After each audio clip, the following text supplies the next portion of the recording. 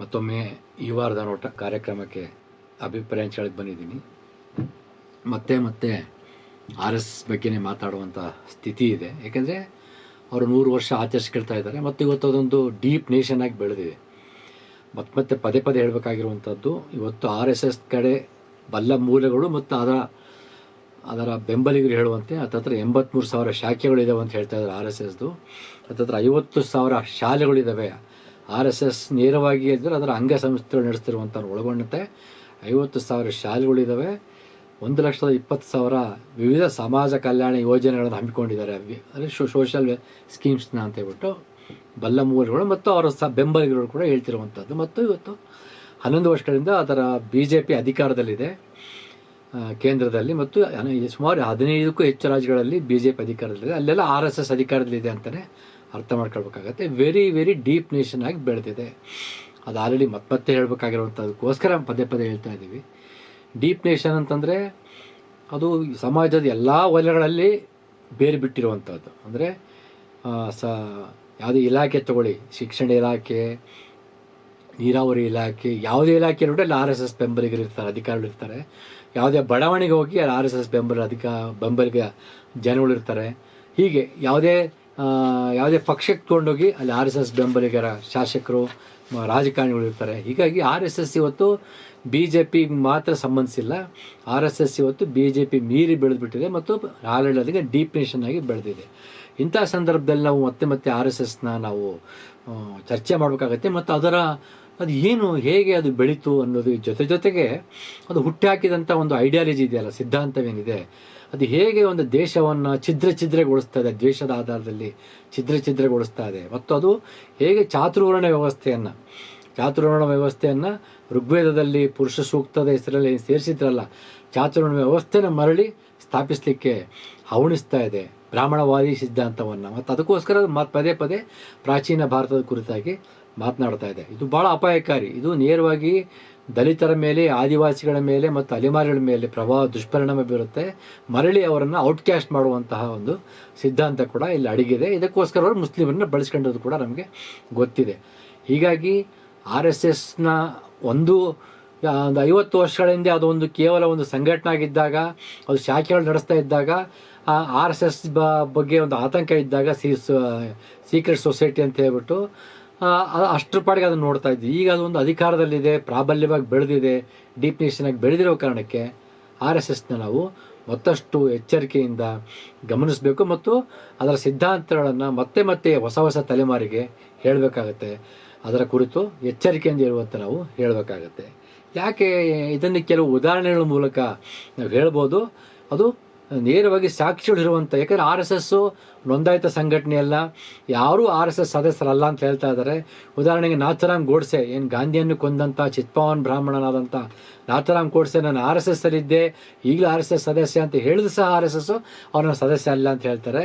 ಇದೊಂದು ಆಟದಂತೆ ನಡ್ಕೊಳ್ತಾ ಬರ್ತಾ ಇದೆ.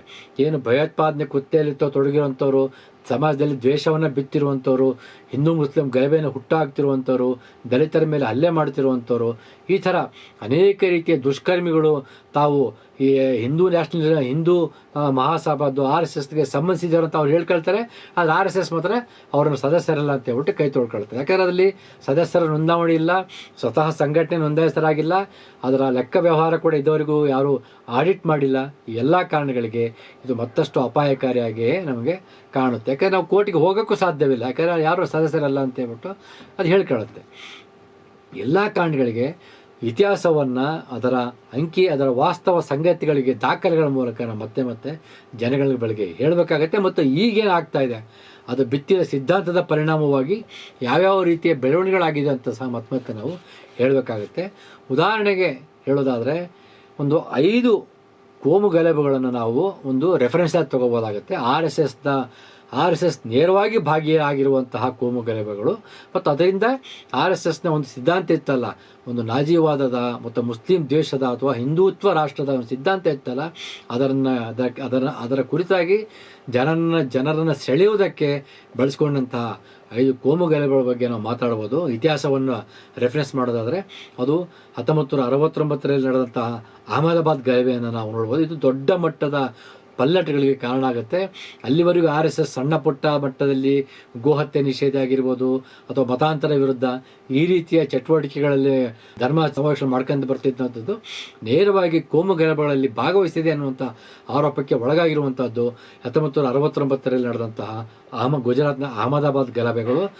ಆ ಸಂದರ್ಭದಲ್ಲಿ ಕಾಂಗ್ರೆಸ್ನ ಹಿತೇಂದ್ರ ದೇಸಾಯಿ ಅವರು ಮುಖ್ಯಮಂತ್ರಿ ಆಗಿದ್ದರು. ಅದು ಕಾಂಗ್ರೆಸ್ ಪಕ್ಷದ ಒಂದು ದೊಡ್ಡ ವೈಫಲ್ಯ ಅಂತ ಹೇಳಬೇಕಾಗತ್ತೆ. ಆ ಕೋಮು ಗಲಭೆಯಲ್ಲಿ 660 ಮುಸ್ಲಿಮರು 660 ಸತ್ತಿದ್ದಾರೆ ಅಂತ ಹೇಳ್ಬಿಟ್ಟು ವರದಿ ಆಗುತ್ತೆ. ಅಧಿಕೃತವಾಗಿ 1000ಕ್ಕೂ ಹೆಚ್ಚು ಅಂತ ಹೇಳ್ತಾ ಇದ್ದಾರೆ. ಈ 660 ಪೈಕಿ ಸುಮಾರು 430 ಮುಸ್ಲಿಮರು ಅಮಾಯಕರು ಸತ್ತಿದ್ದಾರೆ. 1070 ಜನರಿಗೆ ಗಾಯ ಆಗಿದ್ದಾವೆ. ಸುಮಾರು 48,000 ಕುಟುಂಬಗಳು ನಿರಾಶ್ರಿತರಾಗಿದ್ದಾರೆ ಅನ್ನುವಂಥದ್ದು ಅಧಿಕೃತ ದಾಖಲೆಗಳು. ರೆಡ್ಡಿ ಆಯೋಗ, ಈ ಅಹಮದಾಬಾದ್ ಗಲಭೆಗಳನ್ನು ತನಿಖೆಗಾಗಿ ರಚಿಸಿದ ರೆಡ್ಡಿ ಆಯೋಗ ಇದರಲ್ಲಿ ಮತಾಂಧರನ್ನ ಮತ್ತು ಮೂಲಭೂತವಾದಿಗಳ ಮೇಲೆ ಆರೋಪ ಮಾಡ್ತು ಮತ್ತು RSSನ ನೇರವಾದ ಪಾತ್ರ ಇದೆ ಅಂತ ಕೂಡ ಅಲ್ಲಿ ಸಾಬೀತಾಗುತ್ತೆ. ಇದನ್ನು ನಾವು RSSನ ಒಂದು ದೊಡ್ಡ ಹೆಜ್ಜೆ ಅಂತ ಹೇಳಬೇಕಾಗತ್ತೆ. ತನ್ನ ದ್ವೇಷ ಬಿತ್ತುವ ಏನು ಕಾರ್ಯಕ್ರಮ ಹಮ್ಮಿಕೊಂಡಿತ್ತು ಅದು ದೊಡ್ಡ ಹೆಜ್ಜೆ ಅಂತ ಅನ್ನೋದಾದರೆ 1969ರ ಅಹಮದಾಬಾದ್ ಗಲಭೆಗಳು. ಅದಕ್ಕೂ ಮುಂಚೆ 1968ರಲ್ಲಿ ಆಗ RSSನ ಸರಸಂಚಾಲಕರಾಗಿ ಮುಖ್ಯಸ್ಥರಾಗಿದ್ದಂಥ ಗೋಳ್ವಲ್ಕರ್ ಅವರು ಆ ಭಾಗದಲ್ಲಿ ಅನೇಕ ಕಡೆಗಳಿಗೆ ಕ್ಯಾಂಪೇನ್ ಮಾಡ್ತಾರೆ, ಪ್ರಚಾರ ಮಾಡಿಬಿಟ್ಟು ಹಿಂದೂ ರಾಷ್ಟ್ರದ ಬಗ್ಗೆ ಬಹಳ ಪ್ರಚಾರ ಮಾಡ್ತಾರೆ ಮತ್ತು ಜನರನ್ನು ಪ್ರಚೋದನೆಗೊಳಿಸಿರ್ತಾರೆ. ಅದು ಕೂಡ 1969ರ ಅಹಮದಾಬಾದ್ ಗಲಭೆಗೆ ಮುಖ್ಯ ಕಾರಣ ಆಗುತ್ತೆ. ಮತ್ತು 1970ರಲ್ಲಿ ಮಹಾರಾಷ್ಟ್ರದ ಬೇವಂಡಿಯಲ್ಲಿ ನಡೆದಂತಹ ಗಲಭೆ, ಆ ಗಲಭೆಯಲ್ಲಿ ಸುಮಾರು 250 ಅಮಾಯಕರು ಸಾಯ್ತಾರೆ. ಅದರಲ್ಲಿ ಹೆಚ್ಚು ಮುಸ್ಲಿಮರೇ ಹೆಚ್ಚಿನ ಸಂಖ್ಯೆಯಲ್ಲಿ ಇರ್ತಾರೆ. ಇದು ಸಹ RSSನ ಒಂದು ನೇರವಾದ ಪಾತ್ರ ಇದೆ ಅಂತ ಆರೋಪ ಕೇಳಿಬರುತ್ತೆ. ಇದನ್ನು ತನಿಖೆಗಾಗಿ ಮಧೋನ್ ಆಯೋಗವನ್ನು ನೇಮಕಾತಿ ಮಾಡ್ತಾರೆ. ಆ ಆಯೋಗವು ಶಿವಸೇನೆಯನ್ನು, ಹಿಂದೂ ರಾಷ್ಟ್ರೀಯ ಪಾರ್ಟಿಯನ್ನು ಮತ್ತು RSSನ ಸಿದ್ಧಾಂತವನ್ನು ನೇರವಾಗಿ ಮುಖ್ಯ ಕಾರಣ ಅಂತ ಹೇಳ್ತಾರೆ. 1989ರಲ್ಲಿ ಭಾಗಲ್ಪುರ್ ಗಲಭೆಗಳು, ಅದಂತೂ ಒಂದು ಭೀಕರ ಕೋಮು ಗಲಭೆ ಅಂತ ಹೇಳಬೇಕಾಗುತ್ತೆ. ಆ ಗಲಭೆಯಲ್ಲಿ ಸುಮಾರು 1,000 ಜನ ಅಮಾಯಕರು ಸಾವಿಗೀಡಾಗ್ತಾರೆ. ಇವರ ಅಧಿಕೃತ ಮಾಹಿತಿಗಳು ಅನಧಿಕೃತ ಇನ್ನೂ ಜಾಸ್ತಿ ಇರ್ತವೆ. ಅದು 1,000 ಪೈಕಿ ಸುಮಾರು 900 ಮುಸ್ಲಿಮರಿದ್ದಾರೆ.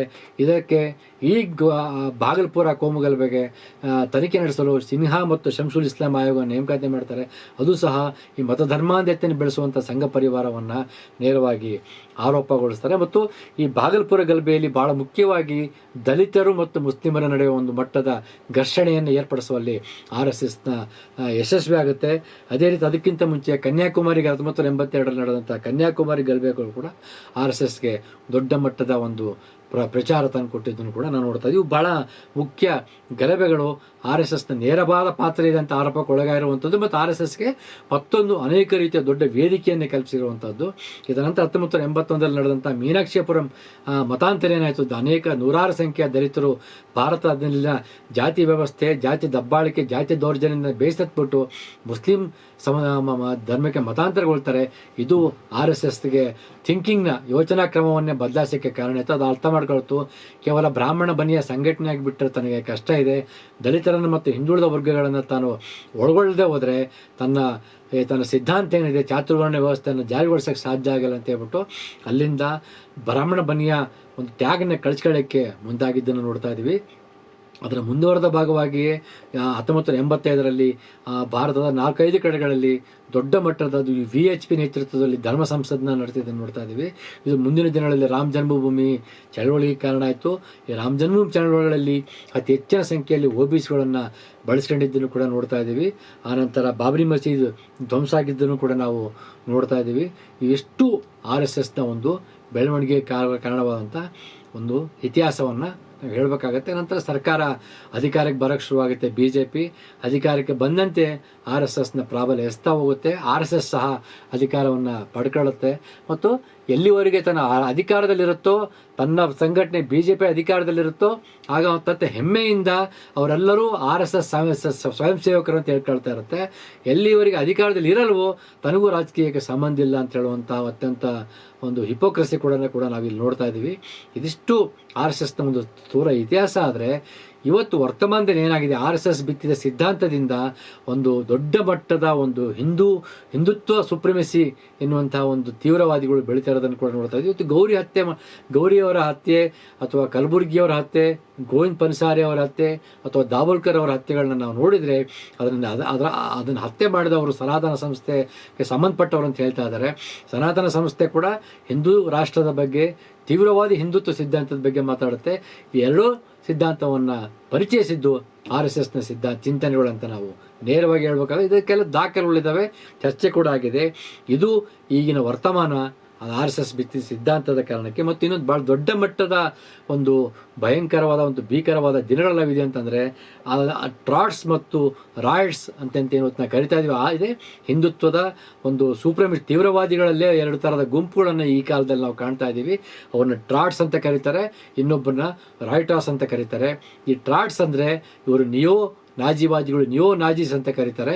ರಾಯ್ಟಾಸ್ ಅಂದರೆ ಇವರು RSS ವಾದಿಗಳು ಅಂತ ಕರೀತಾರೆ. ಅಂದರೆ ಈ ಟ್ರಾಟ್ಸ್ ಅಂತ ಏನಿದ್ದಾರೆ, ಈ ಹಿಂದುತ್ವ ಸುಪ್ರಮೆಸಿ ಬಗ್ಗೆ ತೀವ್ರವಾದಿಗಳಾಗಿ ಮಾತಾಡ್ತಾ ಇದ್ದಾರೆ, ಭಯೋತ್ಪಾದಕರಂತೆ ಮಾತಾಡ್ತಾ ಇದ್ದಾರೆ, ಅಥವಾ ಇವ್ರನ್ನು ಕ್ಲುಕ್ಸ್ ಕ್ಲಾಕ್ಸ್ ಕ್ಲಾನ್ ಅಂತ ಹೇಳ್ಬಿಟ್ಟು ಅಮೆರಿಕದಲ್ಲಿ ಇತ್ತಲ್ಲ, ಅದೇ 20ನೇ ಶತಮಾನದ ಆರಂಭದಲ್ಲಿ ಏನು ಬೆಳೆದು ಬಂದ್ರಲ್ಲ ಅವರಿಗೆ ಹೋಲಿಸ್ಬೋದಾಗುತ್ತೆ. ಈ ತೀವ್ರವಾದಿಗಳು ನೇರವಾಗಿಯೇ ಇಲ್ಲಿನ ದಲಿತರನ್ನು ನಾಶ ಮಾಡಬೇಕು, ಅನಿಲೇಷನ್ ಆಫ್ ದಲಿಟ್ಸ್ ಅಂತ ಮಾತಾಡ್ತಾರೆ. ಇವರು ಮುಸ್ಲಿಮರನ್ನು ನಾಶ ಮಾಡಬೇಕಂತ ಮಾತಾಡ್ತಾರೆ. ಮತ್ತು ಇವರು ಬ್ರಾಹ್ಮಣ ಸುಪ್ರಿಮೇಸಿ ಬಗ್ಗೆ ಮಾತಾಡ್ತಾರೆ. ಈ ಟ್ರಾಟ್ಸ್ ಅಂತ ಏನಿದ್ದಾರೆ ಇವರು ನಾಜಿಗಳು. ಇವರು ಸ್ವತಃ RSSನ ಟೀಕೆ ಮಾಡ್ತಾರೆ. RSS ಅನ್ನುವಂಥದ್ದೇ ಒಂದು ಹಿಂದುತ್ವ ಸಿದ್ಧಾಂತವನ್ನು ಬೆಳೆಸಿದಂತೆ ನಾವು ಒಂದು ವಿಮರ್ಶೆ ಮಾಡ್ತಾ ಇದ್ದೀವಿ. ಅಂಥ RSSನೇ ಬಹು ಮೃದುತ್ವ ಧೋರಣೆ ಹೊಂದಿದೆ ಅಂತ ಹೇಳ್ಬಿಟ್ಟು ಟೀಕೆ ಮಾಡ್ತಾರೆ ಈ ಟ್ರಾಟ್ಸ್ ಎನ್ನುವಂತಹ ತೀವ್ರವಾದಿಗಳು. ಇವರು ನಾಜಿಸ್ ಅಂತ ಕರೀತಾರೆ. ಆದರೆ ಇವರನ್ನು ರೂಪಿಸಿದ್ದು, ಇವರ ಬೆಳವಣಿಗೆಗೆ ಕಾರಣವಾಗಿದ್ದು ಈ ನಾಜಿವಾದಿಗಳಾದಂಥ ಟ್ರಾಟ್ಸ್ನ ಬೆಳವಣಿಗೆಗೆ ಕಾರಣ ಆಗಿದ್ದು ಸಹ 60, 70 ವರ್ಷ 80 ವರ್ಷಗಳ ಕಾಲ RSS ಬಿತ್ತಿದ ಸಿದ್ಧಾಂತವೆನ್ನುವುದನ್ನು ನಾವು ಅನುಮಾನವಿಲ್ಲದೆ ಹೇಳಬೇಕಾಗತ್ತೆ. ಇವತ್ತು ಟ್ರಾಟ್ಸ್ ಅನ್ನುವಂಥವ್ರು ಇವತ್ತು ಭಾರತವನ್ನು ಅತ್ಯಂತ ದುಸ್ಥಿತಿಗೆ ಮತ್ತು ಭಯ ಹುಟ್ಟಿಸುವ ಹಂತಕ್ಕೆ ತೆಗೆದುಕೊಂಡು ಹೋಗುವಂಥ ಎಲ್ಲ ಸಾಧ್ಯತೆಗಳನ್ನ ನಾವು ಕಾಣ್ತಾ ಇದ್ದೀವಿ.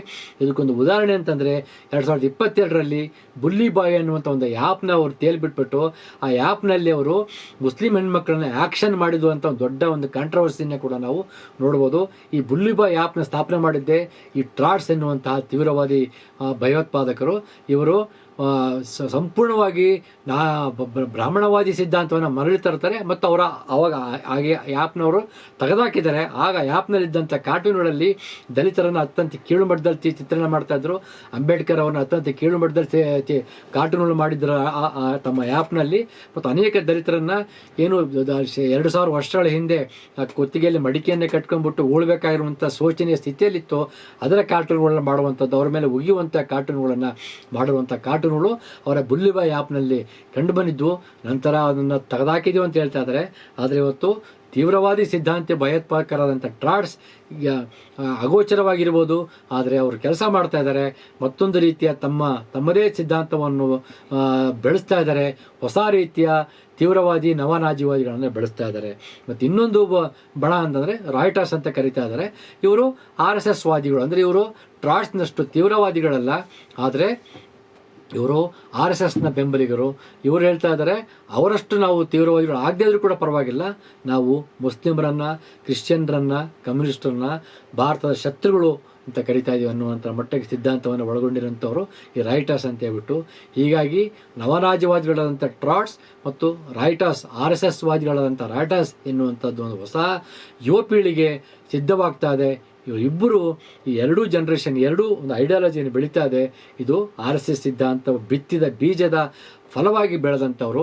ಇದರ ಮತ್ತೊಂದು ಲೇಟೆಸ್ಟ್ ಉದಾಹರಣೆ ನೀವು ನೋಡಬಹುದಾದಂಥದ್ದು ಗವಾಯಿ ಅವರ ಮೇಲೆ, ಸುಪ್ರೀಂ ಕೋರ್ಟ್ನ ಮುಖ್ಯ ನ್ಯಾಯಮೂರ್ತಿಗಳಾಗಿದ್ದಂಥ ಗವಾಯಿ ಅವರ ಮೇಲೆ ಚಪ್ಪಲಿ ತೂರಿದಂತಹ ಒಬ್ಬ ವ್ಯಕ್ತಿ ನಂತರ ಹಿಂದುತ್ವ ಸಿದ್ಧಾಂತ ಸನಾತನ ಪರಂಪರೆಗೆ ಅಡ್ಡಪಡಿಸಿದ್ರೆ ಏನಾಗುತ್ತಂತ ನೀವು ನೋಡ್ತೀರಂತ ಹೇಳಿದ್ದನ್ನು ನೋಡ್ತಾ ಇದ್ದೀವಿ. ಅದರ ನಂತರದ ಬೆಳವಣಿಗೆಗಳಲ್ಲಿ ಸಾಮಾಜಿಕ ಜಾಲತಾಣಗಳಲ್ಲಿ ಗವಾಯಿ ಅವರನ್ನು ಅತ್ಯಂತ ತುಚ್ಛ ಮಟ್ಟದಲ್ಲಿ ಟೀಕೆ ಮಾಡಿದ್ದನ್ನು, ಭಾಷೆ ಬಳಸ್ಬಿಟ್ಟಿದ್ದು ನೋಡ್ತಾ ಇದ್ದೀವಿ. ಮತ್ತು ದಲಿತರನ್ನು ಮತ್ತೊಮ್ಮೆ ತುಚ್ಛೀಕರಣ ಮಾಡ್ತಿರುವಂಥದ್ದು, ಅವರನ್ನು ಕೀಳು ಮಟ್ಟದಲ್ಲಿ ಚಿತ್ರಣ ಮಾಡ್ತಿರುವಂಥ ಕಾರ್ಟೂನ್ಗಳು ಕೂಡ ಬಂದಿದ್ದನ್ನು ಕೂಡ ನೋಡ್ತಾ ಇದ್ದೀವಿ. ಇದೇ ನವನಾಜಿಗಳಾದಂಥ ಟ್ರಾಟ್ಸ್ ಮಾಡ್ತಿರುವಂಥದ್ದು. ಹೀಗಾಗಿ ಇದುವರೆಗೂ ಒಂದು ಇತಿಹಾಸವಾದ ಬಗ್ಗೆ ಮಾತಾಡಿದ್ವಿ, ಸ್ಥೂಲ ಇತಿಹಾಸ. ಇದು ವರ್ತಮಾನ ಮತ್ತು ಭವಿಷ್ಯ. ಈ ರೀತಿಯಾಗಿ ತೀವ್ರವಾದಿ ಭಯೋತ್ಪಾದಕರು ತಯಾರಾಗ್ತಾ ಇದ್ದಾರೆ. ಇದು ಭಾರತವನ್ನು ಮತ್ತೊಂದಿಷ್ಟು ಆತಂಕದ ಗಂಭೀರ ಸ್ಥಿತಿಗೆ ತೆಗೆದುಕೊಂಡು ಹೋಗುತ್ತೆ. ಇದಕ್ಕೆಲ್ಲವೂ ಮುಖ್ಯ ಕಾರಣ RSS ಬಿತ್ತಿದ ಸಿದ್ಧಾಂತ. ಇಲ್ಲಿಯೂ ಸಹ RSSನ ಇವ್ರು ಯಾರು RSS ಸಂಘಟನೆಯವರಲ್ಲ, ಯಾರು RSSಗೆ ಸೇರಿದವರಲ್ಲ, ಆದರೆ RSS ಬೆಳೆಸಿದಂಥವರು, RSS ಸಿದ್ಧಾಂತದ ಮೂಲಕ ಬೆಳೆದಂಥವ್ರು ಆಗಿರೋದ್ರಿಂದ ಇದು ತಮ್ಮ ಸಿದ್ಧಾಂತವನ್ನೇ ಮೀರಿ ಬೆಳೆಯುವಂಥದ್ದು. ಯಾಕಂದರೆ ಹಿಟ್ಲರ್ನ ಬೆಳೆದಿದ್ದು ಅದೇ ರೀತಿ, ಮಸೋಲಿನಿ ಬೆಳೆದಿದ್ದು, ಸೋಷಲಿಸ್ಟ್ ಪಾರ್ಟಿಯಿಂದ ಬಂದಂಥ ಮಸೋಲಿನಿ ನೆಕ್ಸ್ಟ್ ಫ್ಯಾಸಿಸ್ಟ್ ಪಾರ್ಟಿ ಕಟ್ಟಿದ್ದನ್ನು ನೋಡ್ತಾ ಇದ್ದೀವಿ. ಅದೇ ರೀತಿ ಹಿಟ್ಲರ್ ಸಹ ನೆಕ್ಸ್ಟು ಹೇಗೆ ಒಬ್ಬ ನಾಜಿವಾದಿಯಾಗಿ ಬೆಳೆದಿದ್ದನ್ನು ನೋಡ್ತಾ ಇದ್ದೀವಿ. ಈಗ ಟ್ರಾಟ್ಸ್ ಅನ್ನುವಂಥವ್ರು ಅದೇ ರೀತಿ ಬೆಳೀತಾ ಇದ್ದಾರೆ.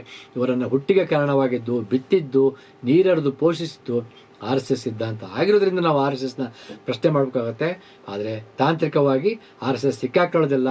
ನೀವು ಕಾನೂನು ಮೊರೆ ಹೋದರೂ ಸಹ ಈ ಟ್ರಾಟ್ಸ್ ಎನ್ನುವಂತಹ ನವರಾಜವಾದಿಗಳು RSSಗೂ ಸಂಬಂಧ ಇರುವಂಥ ಯಾವುದೇ ನಿಮಗೆ ಲಿಂಕ್ ಸಿಗೋದಿಲ್ಲ. ಅದು ಹೇಗೆ ಗೋಡ್ಸೆಗೂ RSSಗೂ ಸಂಬಂಧ ಇರುವಂಥದ್ದು ಲಿಂಕ್ ನಮಗೆ ಸಿಗೋದಿಲ್ವೋ, ಅದೇ ರೀತಿ ಈಗ ಗೋಡ್ಸೆ 10 ಪಟ್ಟು ಭಯೋತ್ಪಾದಕತನವನ್ನು ತೋರಿಸ್ತಿರುವಂತಹ ಈ ನವರಾಜವಾದಿಗಳಂಥ ಟ್ರಾಟ್ಸ್ ಕೂಡ RSS ಜೊತೆಗೆ ಸಂಬಂಧ ನಿಮ್ಗೆ ಸಿಗೋದಿಲ್ಲ. ಹೀಗಾಗಿ ಕಾನೂನಿನ ಕಟಕಟೆಯಲ್ಲಿ RSSನ ದೋಷಿಗಳಾಗಿ ನಿಲ್ಲಿಸಲಿಕ್ಕೆ ಸಾಧ್ಯ ಆಗೋದಿಲ್ಲ. ಆದರೆ ತಾತ್ವಿಕವಾಗಿ, ಸೈದ್ಧಾಂತಿಕವಾಗಿ ನಾವು ಜನರ ಮುಂದೆ RSSನ ಈ ಸಿದ್ಧಾಂತದ ಅಪಾಯಗಳನ್ನು ಮುಂದಿಡಬೇಕಾಗತ್ತೆ. ಇದು ನಮ್ಮ ಮುಂದಿರೋ ಜವಾಬ್ದಾರಿ. ನಮಸ್ಕಾರ.